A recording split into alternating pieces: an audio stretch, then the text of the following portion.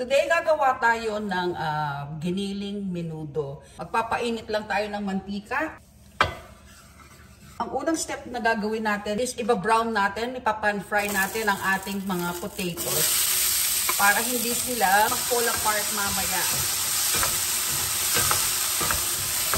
At isusunod na rin natin ang ating carrots. Make sure lang na i-cut nyo ang yung mga potatoes and carrots sa uniform sizes para even ang pagkaluto. Maliliit na cubes, dinice ko lang ito para rin mabilis maluto. Lulutuin lang natin until mag-lightly brown at pag almost tender na. Pwede na at aalisin na natin. Magpapainit ulit tayo ng konting mantika at i-add na natin ang ating sibuyas, ang ating bawang. Pag aromatic na ang ating mga onions and garlic at nag-soften na, we will add ground pork. I-break apart lang natin and we'll continue to cook until mag-lightly brown. Napakadaling lutuin ng giniling. If you're looking for a budget-friendly, easy recipe na siguradong magugustuhan ng family, pork giniling should be part of your weekly meal rotation. Roughly around 1.5 pounds itong ating ginamit na pork, kalahating kilo ng ground pork, at ang pampadami would be the vegetables, ang potato, bell peppers, carrots, green peas, yun ang magpaparami to comfortably feed a crowd. As you can see, ang mga brown beets sumama na, ang mga nanikit kanina, yan na flavor. Nag-iba na ang kulay, so we'll add our calamansi juice, mga 2 tablespoons yun.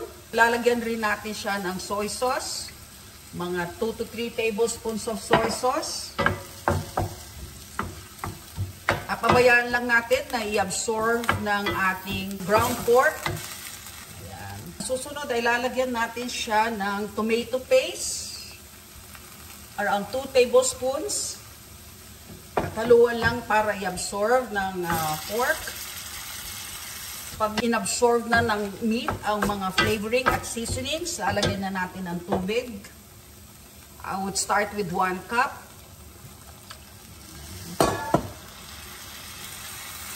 Hindi tayo gagamit ng tomato sauce dito, bali ang ginamit natin is ang ating tomato paste.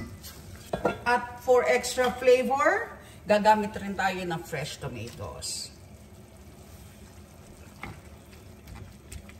So tomato paste to heighten or para to enhance yung tomato flavor at pampalapot rin. Pakukuluan lang natin and then we'll cover and simmer. So, pabayaan lang natin na maluto. Hinaan natin ang apoy. We'll give it about 20 minutes para maluto ang pork and then we'll add the other vegetables. Ayan, after 20 minutes, papalambot na. Magle-layer tayo ng other flavor. Lalagyan natin ng asin. Tiplahan natin ng asin at paminta.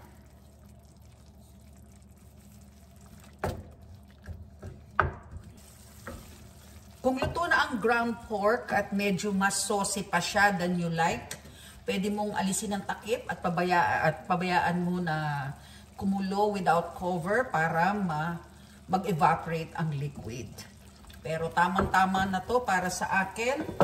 Lalagay na natin ang ating potatoes, ang pinan-fry nating potatoes. Lagay na rin natin ang ating frozen green peas, sweet peas na atin tino out ng konti, raisins, and of course, bell peppers.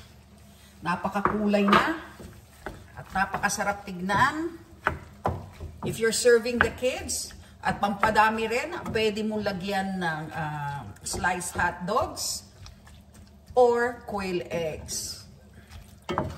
So tatakpan lang natin uli ito para maluto ang mga vegetables at saka mag-reduce pa ng konti ang ating sauce.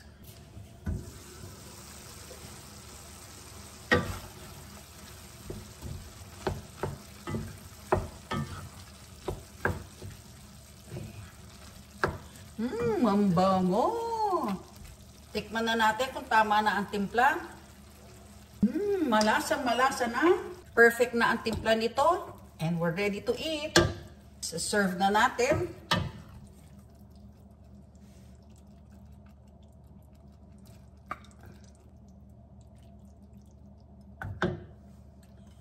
Tamang-tama ang pagkasosi. Luto na ang ating giniling menudo. Let's eat!